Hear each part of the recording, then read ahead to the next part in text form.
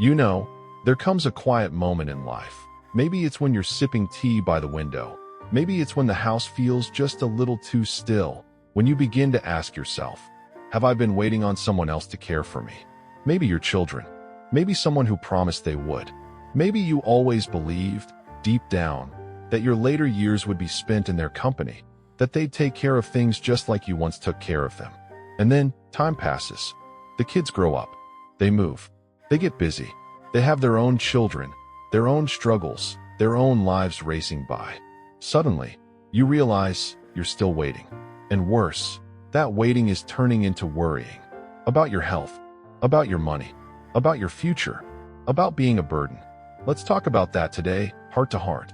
Because if you're over 70, you've already walked through storms that would drown most people. You've raised families, worked hard, endured loss, celebrated love, and now, this chapter of life belongs to you. Not your children, not your neighbors, not society's expectations. You. In this video, we're going to talk about something many shy away from. How to truly take care of yourself after 70, without depending on your children. Not because they don't love you, but because your strength, your independence, your dignity, they are yours to protect, nourish, and grow. And I promise you, it's not too late to begin. We'll walk through 6 gentle, doable ways to live not just independently, but with joy, purpose, and peace. So let's take the first step together. It starts, strangely enough, with a shift in how you think when you wake up in the morning. See, many people over 70 open their eyes, and the first thought isn't about the beauty of the day. It's about their limitations. My knees hurt. I hope my daughter calls today. I can't manage breakfast without help. But what if, instead of focusing on what you can't do, you focused on one thing you can do that morning, completely on your own? Maybe it's making your bed. Maybe it's watering your plant. Maybe it's saying 3 things out loud that you're grateful for. It sounds small, but it rewires the brain from dependence to capability. It's a quiet form of self-care, really, teaching yourself, gently, that you are still able. And here's the beautiful truth. Your body listens to your thoughts. If you tell yourself daily that you're helpless, you will feel weaker, act slower, retreat inward. But if you wake up and say, I've got this, just for today, something inside you begins to rise. Strength, even in its softest form, starts there. This brings me to something a little more practical. One of the kindest things you can do for yourself is to simplify your life. Not in a cold, minimalist way, but in a way that lets you breathe easier and move through your home without stress or confusion. I'm talking about the drawer full of old paperwork you haven't touched in years. The clutter on the kitchen counter that makes cooking feel overwhelming. The dozens of clothes you no longer wear, but keep just in case. Every object in your home should serve you, not the other way around. You don't need to wait for your children to help you clean or organize. Start small. 1 drawer, 1 shelf, 1 corner of a room. Let go of what weighs you down. Because here's the secret. The less you own, the freer you feel. When your space is clear, your mind follows. You move with more ease. You find things without effort. You cook a simple meal and feel proud. You don't feel buried under the past. You live more fully in the now. And let's not ignore how this step actually reduces your dependence on others. When your home is safe, clear, and organized, you lessen the chances of accidents. Fewer tripping hazards. Easier access to the things you need. Even something as simple as placing your medications in a well-labeled, reachable space means you don't have to call anyone for help every time you need a refill or reminder. Independence is built in small, daily decisions, and this one's a powerful start. Now, I want to pause for a moment and ask you something a bit more personal. When was the last time you ate something that made you feel truly good? Not just full, not just nostalgic, but clean, energized, awake? There's a quiet trap many people fall into after 70. Eating just to fill space. Toast and tea because it's easy. A few crackers, maybe. Sometimes a frozen meal because cooking feels like too much work. But the truth is, your body still needs nourishment. Not just calories, but nutrients that help your bones stay strong, your brain stay sharp, and your mood stay steady. You don't have to cook big, elaborate meals to feed yourself well. Imagine a bowl of oatmeal in the morning, sprinkled with chia seeds and some banana slices. A warm, comforting soup with lentils and vegetables for lunch. A glass of water with lemon on the side. These small meals, prepared with care, tell your body, I love you. I'm taking care of you. And every time you do that, you reclaim a little more of your independence. Some people wait for their children to come over and cook or drop off groceries. But you can create a routine that works for you. Maybe shopping every Tuesday morning when the store is quiet, or prepping meals in jars for the week.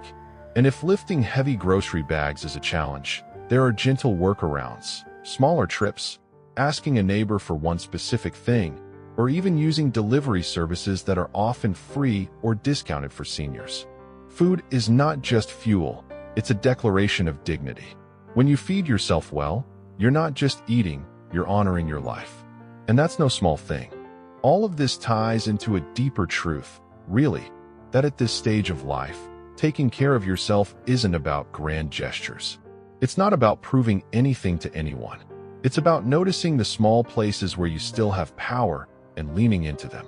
With each morning choice, with each step toward clarity and simplicity, with each nourishing bite, you build something steady and beautiful, a life you can trust. A life that doesn't wait on anyone else to feel full. And perhaps most of all, you remember that you're not alone. Not in your fears, not in your questions, not in your desire to live with meaning. Many of us, quietly, are waking up to the same realization that these years, too, can be strong years, independent years, joyful years.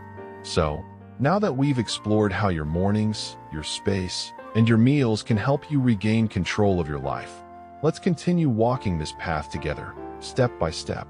There's a quiet kind of strength that grows when you begin choosing yourself, not out of pride, not out of resentment, but out of deep, steady self-respect. And as you grow into this phase of life, you may begin to notice, the more you do for yourself, the more alive you feel. Not because you reject help, but because you finally understand that you are still capable of giving yourself the care, comfort, and peace you've always given others. Now, let's talk about something that often gets pushed to the side, movement. Not exercise in the traditional sense, not pushing your body beyond its limits or signing up for gym memberships you'll never use. I mean simple, nourishing movement, the kind that reminds your body it's still here, still working, still yours. Some people over 70 fall into a routine of stillness. They sit for hours watching TV, flipping through old photos, staring out the window, waiting for someone to come visit. It's understandable. Life slows down. The world around you moves faster. And it's easy to believe that rest is the safest option. But the body is a beautiful thing. It doesn't ask for perfection. It asks only to be used. Joints need gentle stretching. Muscles need light pressure. The heart needs just enough movement to keep it beating strong. And most importantly, your mind, your spirit, your sense of self, they all come alive when you move with intention. Start small. A walk around the room during commercials. Reaching up and stretching your arms in bed before you rise. Standing outside for a few minutes with your face turned toward the sun. If you feel steady enough, take a daily walk up the street. Not to get anywhere, not to track your steps, but to remind your legs, we're still going. You don't need your children to walk with you. You don't need permission or a partner or a program. You just need to begin. Every movement you make is a quiet act of self-trust. And over time, your balance improves, your posture straightens, your breath deepens. You begin to feel more grounded in your body, more confident, more free. You might be surprised how this one habit, this simple act of moving daily, can lift the fog of depression, reduce the weight of anxiety, and bring back a spark you thought had faded. Movement is medicine, but more than that, it's a message. I still choose life. I'm still here. And while we're talking about staying grounded in yourself, let's explore something even deeper, the power of protecting your own peace. Because here's something most people won't say out loud. After 70, you start to feel more deeply the energy of others. Their chaos, their stress, their opinions, their judgments. It's easy to feel like you're absorbing everyone else's world, and it's exhausting. Sometimes, It's even your children who bring that weight into your space, not intentionally, but with their rushing, their worrying, their need to fix you or manage your life. One of the most liberating choices you can make is to create emotional boundaries. Not walls, just soft, clear lines that protect your peace. You don't need to answer every call the moment it rings. You don't have to explain why you didn't go to that birthday dinner or why you chose to spend Sunday morning in silence rather than in conversation.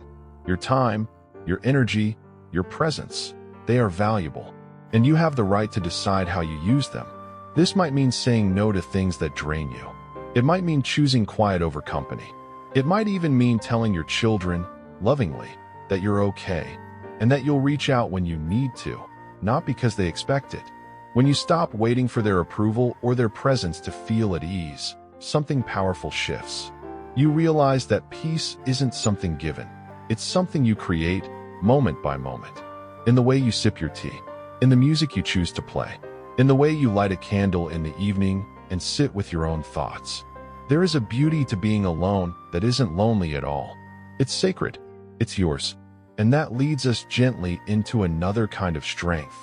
One that has nothing to do with your body or your daily habits, but everything to do with your voice. How often have you silenced yourself to keep the peace?